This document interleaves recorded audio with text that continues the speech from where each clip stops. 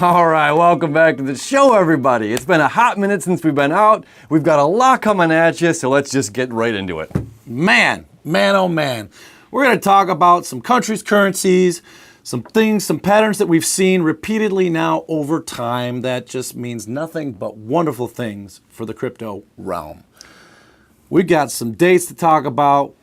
It's going to be amazing. But we want to rewind back until August 11th. So we've been talking about these eclipses. We had 5 eclipses this year, and we just finished our last eclipse on the 11th of August. Now, if you've been following along with us, through the record books, through the history of time, it's showing that, again, that full moon is the beginning of when we drop to the bottom, the full moon eclipse, okay? And then it drops to the bottom during the solar eclipse, and it bottoms out, and then it slowly begins to come back up. Now, this happened during the middle of a Mercury retrograde, which the retrogrades are always, again, putting the carriage before the horse. People don't have all the information. They just jump and make moves. And it was spot on. The numbers were spot on. If you followed along on Saturday 11th, we bottomed out at 59.91, ladies and gentlemen, just under 6,000. And we went right back up after that and haven't hit that low again. So as time has shown, these repeating patterns are There's something to it. There's something to it. Now I have to note as well that 2 days after the eclipse, okay, on Monday, the alt market took an interesting turn.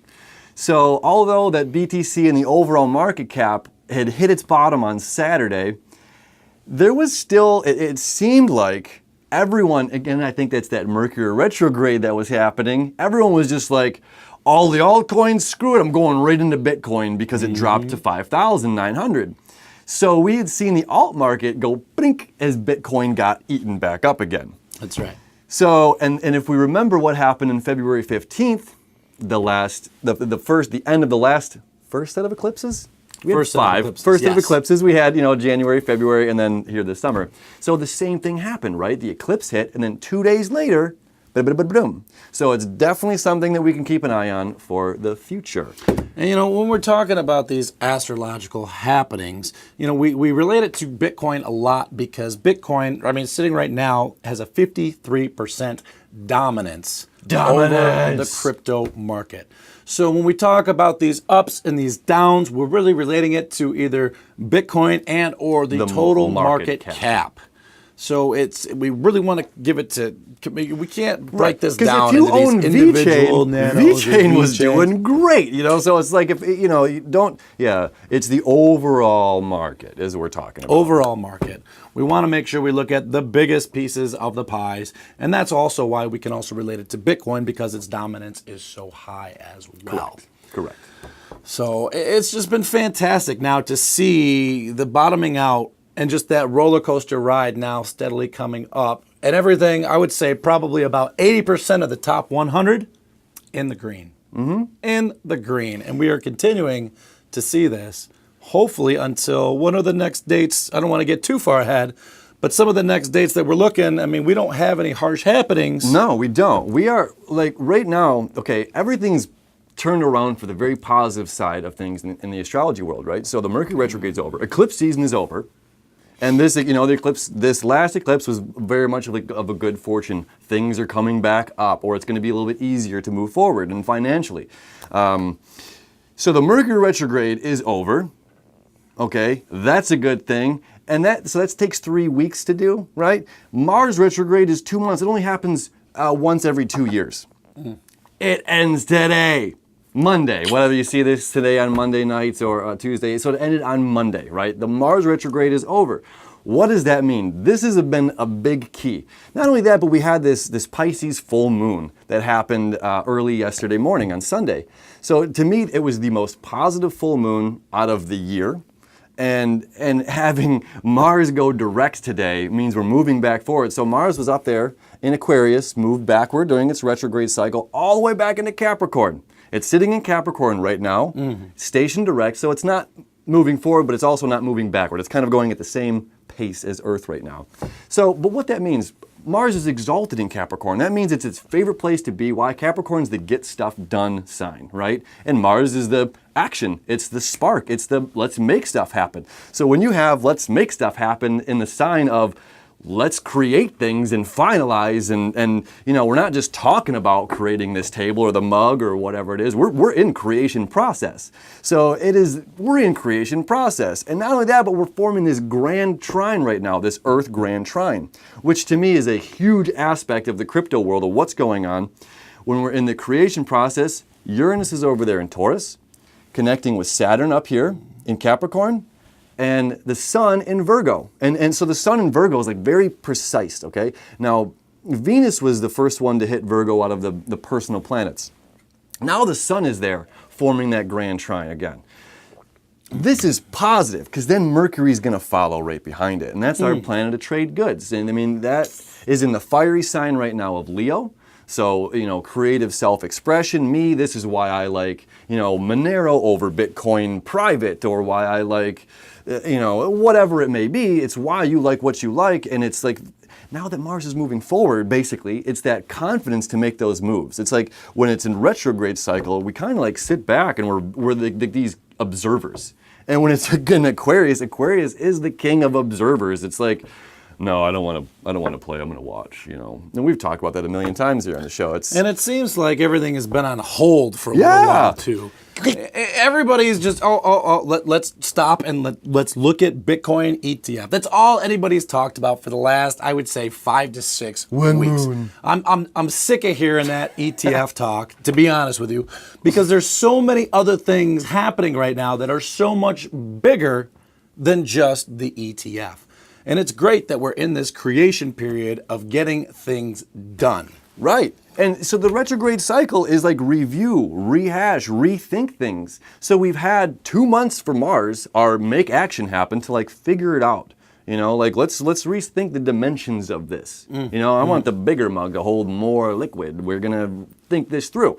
And then the Mercury going backward is like, now this is more, so the Mars is the action, the Mercury is the thought pattern. Right? So this has been 2 months of just kind of thinking. It's like staring at the blueprints and not building a house. It's just like, can we tweak this? Can we make it better? And now, full steam ahead, baby. There is nothing holding us back. I mean, there's still a few planets retrograde, but none of our personal planets. Not until October, November when Venus goes. But that I'm excited about. But we'll talk about that then. So with this action in this creation process, we have, they just released a review demo of the decentralized Binance chain, the Binance chain decentralized exchange. So the demo is all code-based, but the GUI and stuff is, they got the mechanics down. It's just, making it user-friendly, and using an actual user interface versus typing in code for all the actions that you want to do. And they are just months ahead of schedule. Months ahead of schedule already. So they were thinking about releasing this in December. We could see this as early as maybe the next 2 months or so. So that's going to be huge in terms of individuals trading, security for the exchanges, etc. It's going to be fantastic. I love it. We've got a few weeks here in the green, so we're moving forward. Now we've also got a bunch of things that are coming out. And this is why I say I don't care about the ETF anymore. From everything from Coinbase Commerce, which is Coinbase's latest feature that allows users to accept crypto payments on their websites and online jobs, to the Request Network, which is another system that's set up very, very similar to BACT, B-A-K-K-T. And this is the New York City Stock Exchange system that basically, we've reached the realm of programmable money. I want to pay in this, you want to get paid in this, let's put it into the system, and it does its magic, and it pops out the other end, whatever we want. This is the era that we're living in. It's awesome. And so Request Network is going to be one of those competitors that allows individuals to pay with crypto and even the mom and pop shops to be able to receive American US dollars or Chinese yen or the ruble or whatever it is that they wish to receive. So we've got all of these different things that are leading up to, I mean, Coinbase is allowing 2.6 million online websites now or some change to be able to accept crypto payments. The Request Network is allowing, I think, 2.5 million people that has 2.5 million active users. There we go. To be able to trade in crypto and for others to get paid in US dollars. I mean, we're stacking up the millions here in terms of mass adoption and seeing how fast this is now spreading.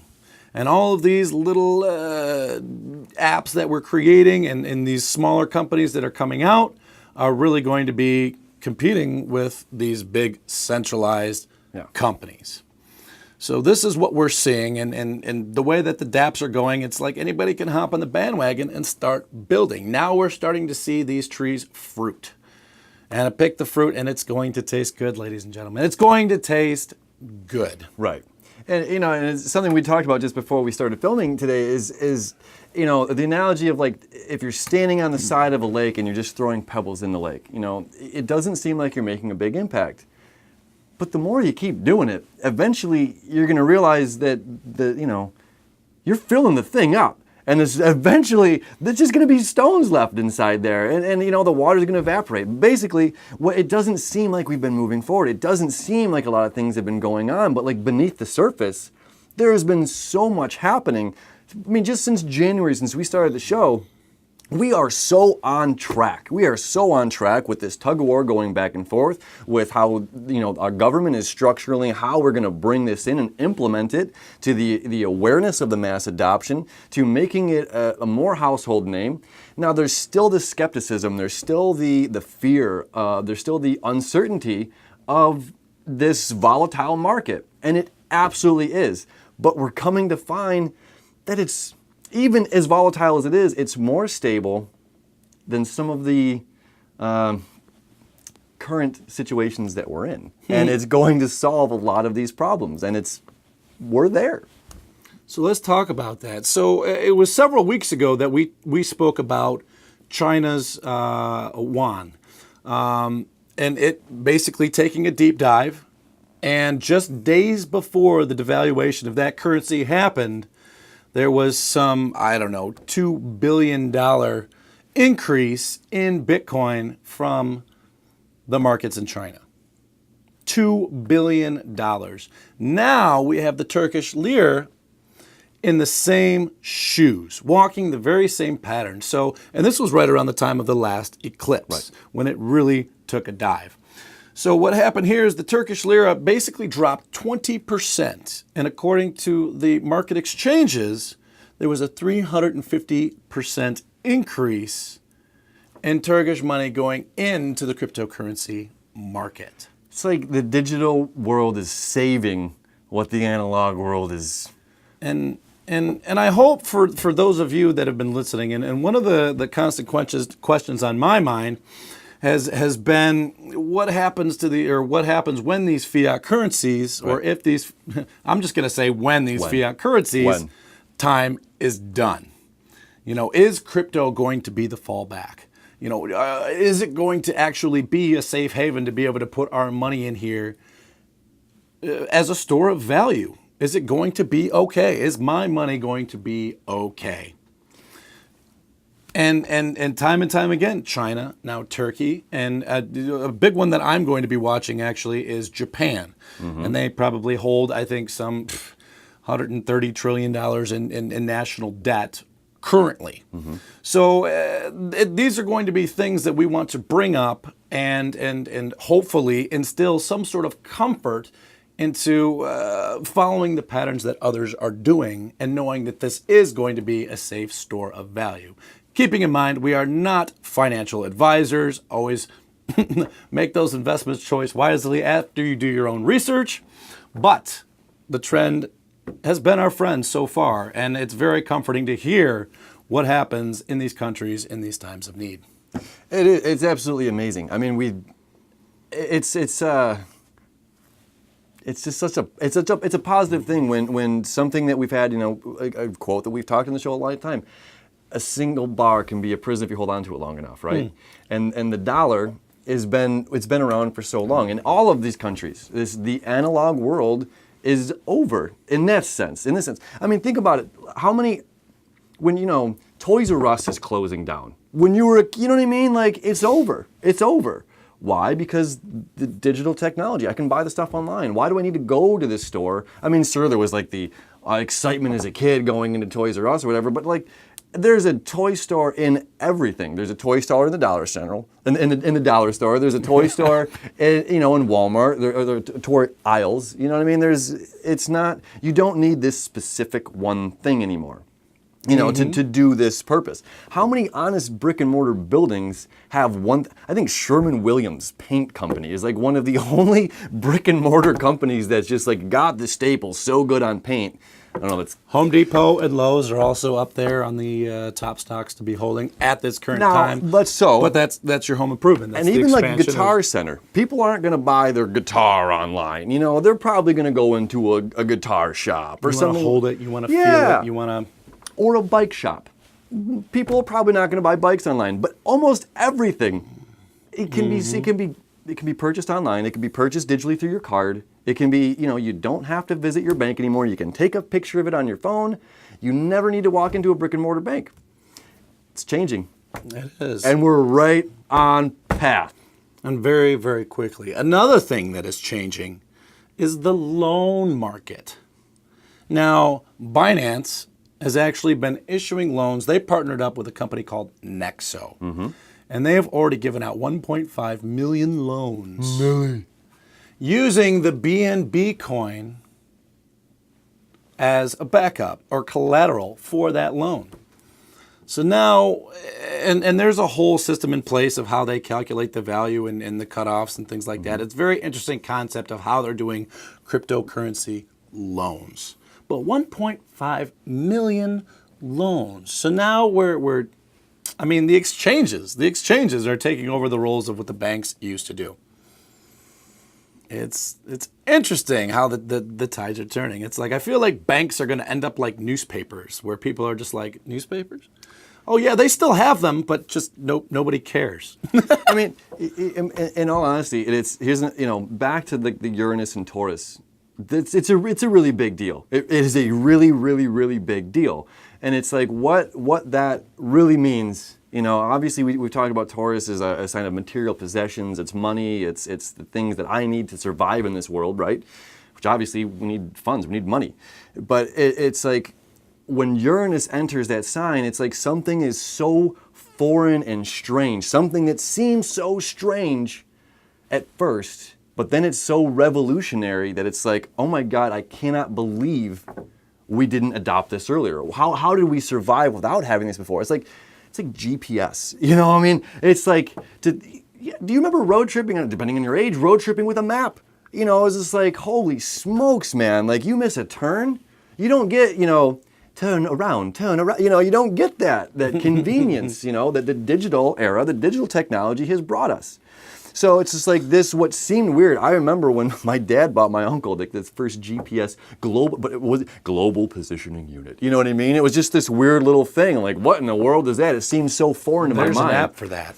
Right. And now, this is so long ago, but now that once revolutionary device is so, needed and like used every day, and it's just like, yeah, we clearly functioned with maps for a long time, and thank God, but man, am I glad the GPS exists and Google Smart View or Overviews. It's like, I get lost going in the drive-thru, so I gotta have GPS. Get lost in the driveway. I'm Polish. I can't help it.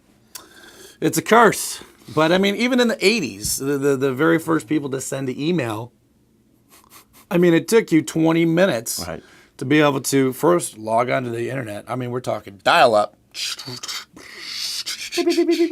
Yeah, dial up. So after 2 minutes, you're finally on the internet. Then you had to connect to the mainframe server. Right. Type in your address code and things like that. And then, there was no nice user interface or anything like that, or you could see all your emails displayed. No, you were like typing numbers and letters to be able to get the codes for your emails. And it's like, right. And now, we can send text messages where that's how far we've come. Right. But the thing is now is after we've had the revolution of the internet, and we have the connection to billions of people across the planet, this next revolution is going to become 10 times faster. 10 times faster. We have more people working on it. We have so much more knowledge being poured into the pool all at once. And it's going to happen, what's going to seem like maybe over the next few years. It's going to be insane. Right, and just like you're saying, the original email, how that was compared to how it is now. You know, I mean, I just got an update. Google, you've changed the way that your Gmail looks, whatever. But it's like, you know, these companies are constantly reforming the GUIs, the way that visually that we interact with this technology, and that same thing is happening. So it's like us early adopters. It can be frustrating at times if you don't have, you know, accounts set up. Oh, I want to buy this token or this coin or whatever, and it's just like, well, if you're mainly on Coinbase or Binance, or if you're scared to come off of Coinbase, you only get 5. You know, you go onto Binance and you hear, you know, a few of these, but there's still plenty of tokens and coins that are not on these. That are, you know, hopefully that the big mega list will be here sometime soon. But the idea is that all of these companies, while we're all waiting for when Lambo, when Moon, they're trying to structuralize and make their product work so much better for us to use it easier, you know, and that's stepping stones for us early adapters. We have to figure it out, you know. We've got to, you know, have 16 different logins, you know, written down, stored in a safe. Mom, can you hold on to that for me? Whatever, you know. But I've got 30 different backup seed phrases for all of my different wallets, etc. I mean, they're just all over the place, everywhere. They're just everywhere. So, I mean, the technology is definitely coming up and becoming much more faster and much more user-friendly. It's fantastic to see. Loving it. I think it's about that time. I think it's your turn. Is it? Is it my turn? Go ahead. Give it a pick. All right. Here we go. A little truism card of the day. That was a little bit of a recap. We got a lot more stuff coming at you. We're not going to take a 2 weeks off here again, folks. Here we go. You can never cross the ocean until you have the courage to lose sight of the shore. Christopher Columbus. I still like it. Oh, nailed the camera. And I think that perfectly describes exactly what we're talking about. You know, building that infrastructure, making sure it's safe to venture out. You know, we're setting up the things for the big money, the institutional money to come in, and that's what they want. They letting go of that want safety assurance. net. Right, and sometimes like we have to do that. You know, here's your comfort zone. Outside is where everything magical happens. So it's like, yeah, losing sight of that. Well, the dollar, you know, talking to my dad about this, who's in stocks and everything. I'm trying, Dad, now's the time, August 11th to buy. You know, so it's like hard getting some of these older thoughts and ideas to let go of the shore that's so comfortable, that's been my home for so long. This has been my bed. You know, and our parents too. These folks are grandparents. You know, experiencing the Great Depression. You know, they're the people that are putting money in shoe boxes and hoarding it. They don't want to give it away to some volatile market that's like, it was $20,000 and 7 months later it's down to $5,000. Absolutely. And then we're over here like, we're right on target, you know, which is true, but to like the untrained eye, it's scary. It's so scary to just go. It's also what they've known their whole entire life. Yeah. It's been the same way, completely consistent from the time they were born till, God bless, whenever the time they may leave this wonderful earth. But their entire life. Now we have the millennial generation coming in, and I mean, we are used to getting updates on our phones every other week. Something changes. Oh, this program is better. Okay, switch to this one. Oh, well, this one's a little bit faster. Okay, well, let's go to this one. And we could just hop all around, and we're so used to learning new things that it's no surprise for us. It's no surprise for us.